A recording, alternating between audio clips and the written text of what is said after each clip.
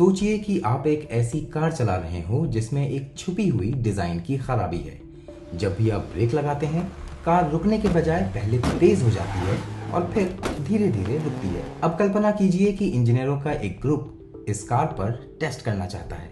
उन्होंने एयरबैग और एबीएस जैसी सेफ्टी सिस्टम भी बंद कर दिए ताकि टेस्ट आसान हो जाए। और सबसे बड़ी बात, उस दिन गाड़ी चलाने के लिए लाया गया ड्राइवर उस टेस्ट के लिए पूरी तरह से ट्रेंड नहीं था। टेस्ट शुरू होता है और गलती पर गलती होती जाती है। चेतावनी लाइटें जलती हैं लेकिन कोई ध्यान नहीं देता।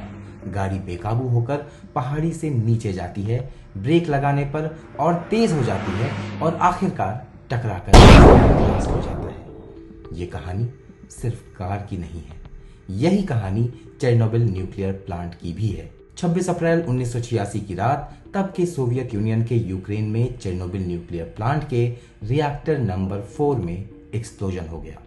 असल में ऑपरेटर एक सेफ्टी टेस्ट कर रहे थे, ये चेक करने के लिए कि अगर बिजली चली जाए तो क्या रिएक्टर अपने आप कुछ देर चलता रहेगा। खराब डिजाइन वाला आरबीएम के टाइप रिएक्टर, कम प्रशिक्षित इंजीनियर, सेफ्टी सिस्टम को बंद कर देना और दबाव में की गई कई मानवीय गलतियां, सब कुछ मिलकर इस बड़े हादसे की वजह बना। नतीजा, रिएक्टर का कोर गर्म होकर धमाके से फट गया, रेडियो एक्टिव मटेरियल आसमान में फैल गया और यूरोप के कई देशों तक पहुंच गया। लेकिन हादसा सिर्फ उस रात की गलती नहीं थी। ये तो छोटी छोटी गलतियों और फैसलों की एक लंबी चेन थी जो मिलकर दुनिया का सबसे बड़ा न्यूक्लियर एक्सीडेंट बनी। पर असल में चेरनोबिल प्लांट कितना बड़ा था? ये कीव से 130 किलोमीटर दूर और बेलारूस से सिर्फ 30 किलोमीटर की दूरी पर बना था। सोवियत यूनियन का ये सबसे बड़ा न्यूक्लियर प्लांट था जो उस समय देश की लगभग 10% बिजली सप्लाई करता था। असल योजना तो इसे दुनिया का सबसे बड़ा न्यूक्लियर प्लांट बनाने की थी, जिसमें कुल 12 रिएक्टर होने वाले थे। यहाँ काम करने वालों के लिए प्रिप्यात नाम का पूरा शहर बनाया गया था, जिसमें सिनेमा, स्कूल और स्पोर्ट्स कॉम्प्लेक्स जैसी सारी आधुनिक सुविधाएं मौजूद थीं। लेकिन जब हादसा हुआ तो रेडिएशन सिर्फ सोवियत यूनियन में नहीं बल्कि बेलारूस, ग्रीस, ऑस्ट्रिया और यहां तक कि तुर्की तक पहुंच गया। यूएनएससीआर के रिपोर्ट के मुताबिक पहले साल में थायराइड पर रेडिएशन का खतरा पूरे यूरोप में महसूस किया गया। हालांकि ये परमिसिबल लिमिट से बहुत नीचे था, जो कि 50,000 माइक्रोएसवी होता है। लेकिन लोगों में डर इतना फैला कि अफवाहें और गलतफहमियां असली रेडिएशन से ज्यादा खतरनाक साबित हुईं। असलियत ये थी कि हादसे के कुछ ही हफ्तों में रेडिएशन काफी हद तक कम हो गया। पहले घंटे में लेवल 20,000 मिलीएसवी प्रति घंटा था, लेकिन उसी दिन शाम तक ये 3.6 मिलीएसवी पर आ गया। एक साल बाद तो ये बैकग्राउंड रेडिएशन से थोड़ा ही ज्यादा रह गया था। आज के समय में चेरनोबिल साइट का रेडिएशन सामान्य प्राकृतिक रेडिएशन के बराबर है। लेकिन डर ने अपना असर दिखाया। आम जनता में फैले डर और गलत जानकारी की वजह से 1990 के दशक में पूरी दुनिया में न्यूक्लियर एनर्जी की ग्रोथ धीमी पड़ गई। फिर भी वैज्ञानिक और इंजीनियर असलियत जानते थे और उन्होंने न्यूक्लियर टेक्नोलॉजी पर काम जारी रखा। यही वजह है कि जिस देश ने चेरनोबिल देखा, वही यूक्रेन आज अपनी आधी बिजली न्यूक्लियर से लेता है। पर एक सच ये भी है कि अगर चेरनोबिल हादसा नहीं होता तो आज दुनिया में न्यूक्लियर एनर्जी का नक्शा बिल्कुल अलग होता। द्वितीय विश्व युद्ध के बाद परमाणु शक्ति इंसान की सबसे बड़ी उम्मीद बनकर उभरी। हर देश अपने रिएक्टर बनाने की दौड़ में था। सरकारें सस्ती और स्वच्छ ऊर्जा का सपना देख रही थी और वैज्ञानिकों को यकीन था कि वे भविष्य का निर्माण कर रहे हैं। लेकिन किसी ने नहीं सोचा था कि एक हादसा इस पूरे सपने को तहस नहस कर देगा। लोगों का भरोसा रिएक्टर के कोर से भी ज्यादा तेजी से पिघल गया और अब हर न्यूक्लियर रिएक्टर एक और चेरनोबिल लगने लगा। उसी साल एक और बड़ा हादसा हुआ था, स्पेस शटल चैलेंजर का विस्फोट। लॉन्च के सिर्फ 73 सेकंड बाद ठंड की वजह से फ्यूल लीक हुआ और धमाका लग गया। 7 अंतरिक्ष यात्रियों की जान चली गई, दुनिया हिल गई। लेकिन नासा ने सिर्फ 3 साल बाद फिर उस मिशन को जोर शोर से शुरू किया, जबकि न्यूक्लियर पावर को संभलने में 20 साल से भी ज्यादा लग गए। पर ऐसा क्यों? क्योंकि डर वहीं ज्यादा होता है जहां चीजें दिखाई नहीं देती। रॉकेट का विस्फोट सबने देखा, लेकिन रेडिएशन का डर लोगों के दिमाग में बस गया। चेरनोबिल से पहले 20 सालों में 496 रिएक्टरों का निर्माण हुआ। लेकिन उसके बाद के 20 सालों में सिर्फ 79, यानी निर्माण दर 84% तक गिर गई। न्यूक्लियर रिएक्टर से बिजली उत्पादन की भी यही कहानी थी। पहले 20 सालों में न्यूक्लियर पावर जनरेशन 32 गुना बढ़ा, लेकिन हादसे के अगले 20 साल में 1.5 गुना से भी कम। चेरनोबिल हादसे ने न्यूक्लियर पावर की गति को तो धीमा किया, पर इसने कई मुख्य कमियों को भी उजागर किया। इनमें से एक था मिलिट्री और सिविल जरूरतों को पूरा करने के लिए अलग अलग प्लान्स। इसके अलावा चेरनोबिल हादसे के बाद पैसिव सेफ्टी सिस्टम पर भी काफी ध्यान दिया गया, जिसका काम था पावर फेलियर या बिना ह्यूमन एक्शन के भी प्राकृतिक तकनीकों से कोर को ठंडा कर देना।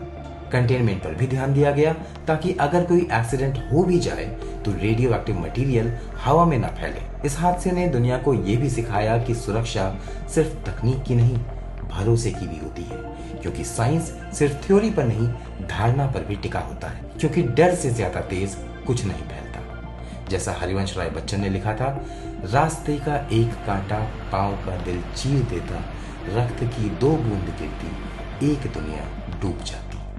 अमेरिका से लेकर ग्रीस तक और रूस से लेकर ऑस्ट्रेलिया तक कभी न कभी जंगलों में आग की खबरें आती ही रहती हैं। पेड़ जल जाते हैं, जानवर तबाह हो जाते हैं और धरती महीनों या कभी कभी सालों तक बेजान हो जाती है। लेकिन प्रकृति का एक नियम है, वो खुद को हमेशा ढर्रे पर ले ही आती है। जानवर लौटते हैं और पक्षियों की चहचहाहट फिर सुनाई देती है, जीवन लौट आता है। कुछ ऐसा ही बदलाव देखने को मिल रहा है चेरनोबिल में। एक समय था जब यहाँ दहशत का माहौल था। चेरनोबिल धरती की सबसे रेडियो एक्टिव जगह थी। 1986 की उस रात के बाद हजारों लोग यहाँ से भागे और दशकों तक कोई लौटने की हिम्मत नहीं कर पाया। पर आज वही चेरनोबिल नई जिंदगी की कहानी लिख रहा है। वो अब एक लिविंग लेबोरेटरी बन चुका है। यूएनईपी के टिम क्रिस्टोफरसन कहते हैं, चेरनोबिल ये दिखाता है कि प्रकृति कितनी ताकतवर है। आज ये यूरोप का तीसरा सबसे बड़ा नेचर रिजर्व बन चुका है। चेरनोबिल एक्सक्लूजन जोन में जानवरों के ऊपर किए गए सर्वे में पता चलता है कि यहाँ मूस, हिरण और जंगली सुअर उतनी ही संख्या में हैं जितनी आसपास के बिना कंटामिनेशन वाले रिजर्व में हैं, और भेड़िए वे तो 7 गुना ज्यादा हैं। पर ऐसा हुआ कैसे? क्योंकि रेडिएशन ने जीवन खत्म नहीं किया, उसने इंसानी दखल खत्म किया, और इसी ने जानवरों के लिए एक ऐसा माहौल चेरनोबिल में बना दिया जहां वो बिना किसी डर और मानवीय दखल के आराम से रह सकें। पर यही नहीं, चेरनोबिल हमेशा से जिज्ञासा का केंद्र रहा है और अब यहाँ टूरिस्ट भी इसे देखने बढ़ चढ़ कर पहुंच रहे हैं। यूक्रेन ने 2011 में चेरनोबिल को पर्यटन के लिए खोल दिया। राष्ट्रपति ज़ेलेंस्की ने 2019 में कहा कि हम इस जोन को एक नए यूक्रेन के विकास का प्रतीक बनाएंगे। उन्होंने ये भी कहा था कि वो वहां एक ग्रीन कॉरिडोर बनाएंगे और करप्शन को पनपने नहीं देंगे। सरकार ने पर्यटकों के लिए ऑनलाइन पोर्टल भी शुरू किया जहां से लोग चेरनोबिल जाने की बुकिंग कर सकते हैं। प्राइवेट टूर ऑपरेटर्स भी चेरनोबिल में ग्रुप टूर कराते हैं। हालांकि रशिया यूक्रेन युद्ध के कारण 2022 से यहाँ पर्यटन बंद है। बेलारूस, जहाँ चेरनोबिल एक्सक्लूजन जोन का एक बड़ा हिस्सा पड़ता है, उसने अपने तरफ के हिस्से को पर्यटन के लिए यूक्रेन की तरह 2011 में नहीं खोला था।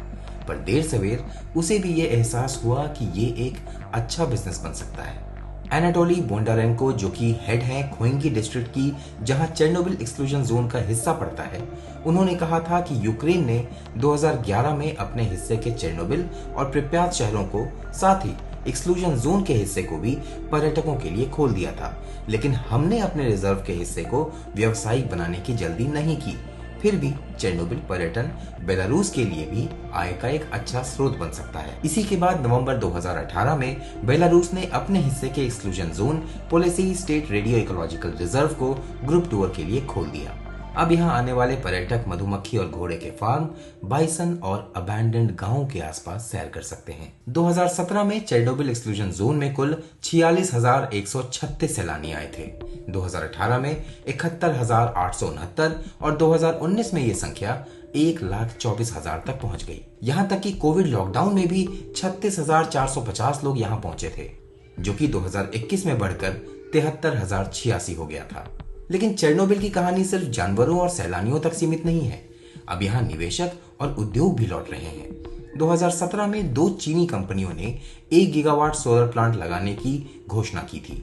हालांकि 2018 में रोडिना और एनरपार्क एजी नाम की कंपनियों ने मिलकर यहां पहला सोलर प्लांट शुरू किया।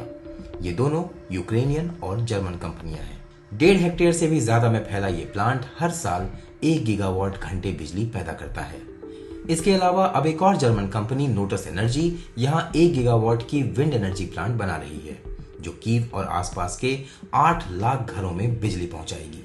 चेरनोबिल कभी धरती का सबसे खतरनाक कोना था, पर आज वही चेरनोबिल आशा, जीवन और पुनर्जीवन का प्रतीक है।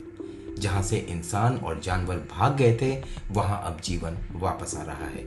जहां डर था, वहां अब पर्यटक कहानियां सुना रहे हैं, और जहां राख थी, वहां सूरज की किरणें चमक रही हैं। चेरनोबिल हमें सिखाता है, अगर इंसान थोड़ा ठहर जाए तो प्रकृति हर घाव भर देती है।